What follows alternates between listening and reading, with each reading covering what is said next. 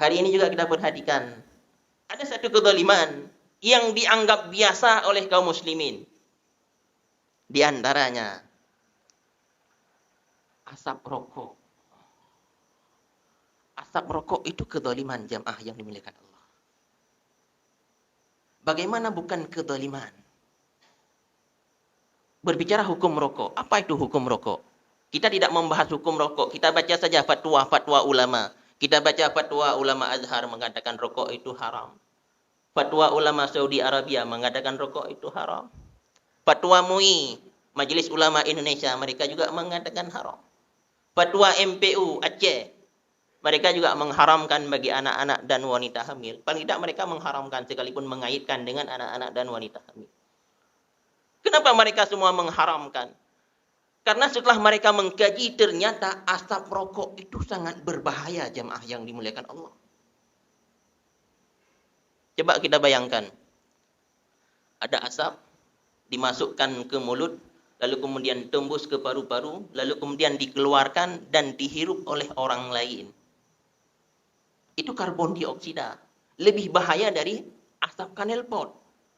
Lebih bahaya dari asap knalpot itu murni karbon dioksida, tapi asap rokok itu sudah bercampur, bereaksi dengan penyakit yang ada dalam paru-paru perokok, lalu kemudian masuk ke dalam mulut orang lain.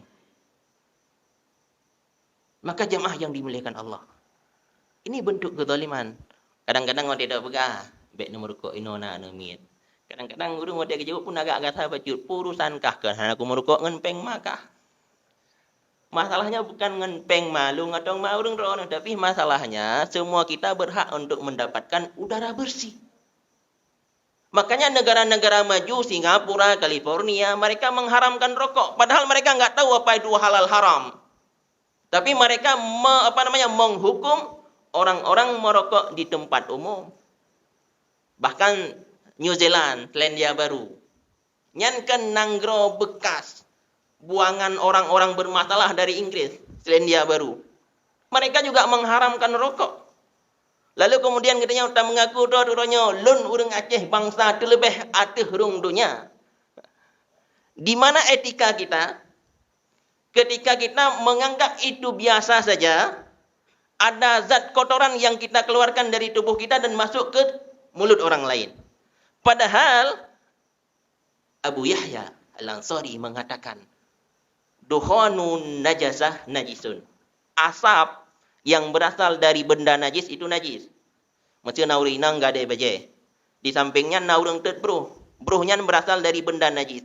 Maka asap yang berangkat dari benda najis itu najis. Seandainya mengenai pakaian atau jemuran yang masih basah itu bernajis hukumnya. Artinya apa? Asap itu membawa zat najis nyata hukumnya.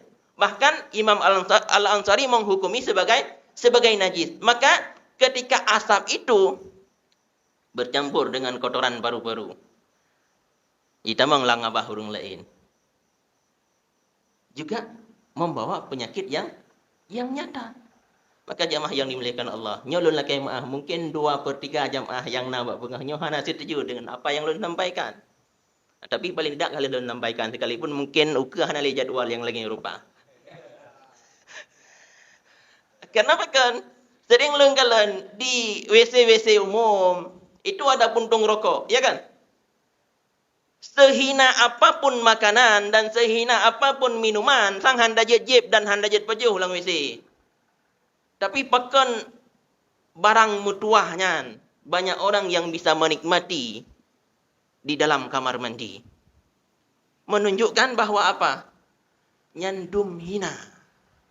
Maka jamaah yang dimuliakan Allah, bila ingin meninggalkan rokok, nalun baca sebuah artikel, maka bertahanlah selama 23 hari. Karena setelah 23 hari, semua zat nikotin yang ada dalam tubuh kita itu akan hilang. Maka tatun 20 euro, insyaAllah akan tatun untuk dabah rokok. Karena kecanduan seseorang terhadap rokok itu karena kekurangan nikotin dalam tubuh yang kemudian memerintahkan otak untuk segera menambah nikotin supaya sesuai dengan yang diinginkan oleh tubuh. Maka jamaah yang dimuliakan Allah, mungkin dah kena luntun, enggak tight hat apa. Maka boleh katanya tupu. Seandainya kita tidak mampu berhadapan dengan syahwat rokok yang tidak seberapa, dumna nak mangat rokok kira-kira. Maka dipastikan kita akan gagal bila dihadapkan dengan syahwat yang lebih besar. Dipastikan kita akan gagal bila berhadapan dengan syahwat yang lebih besar.